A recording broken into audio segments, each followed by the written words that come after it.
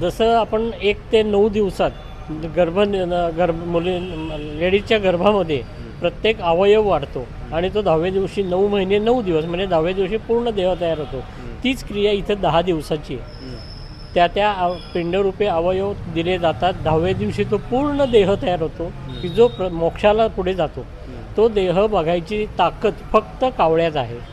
कावळा 7 समुद्रापलीकडचे सूक्ष्मात सूक्ष्म गोष्ट बघू शकतो. एवढी कावळ्याची नजर तेज आहे. म्हणून इथं कावळाच शिवायला पाहिजे. बाकी कुठले पक्षी चालत नाहीत.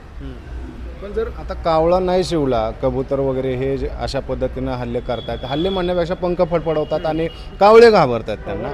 मग जर कावळा नाही शिवला तर धर्मशास्त्रामध्ये काय सांगितलं? त्याला धर्मशास्त्राप्रमाणे दर्भाचा कावळा करून ते पिंडात खोचवून पिंड 2 भाग करायचे.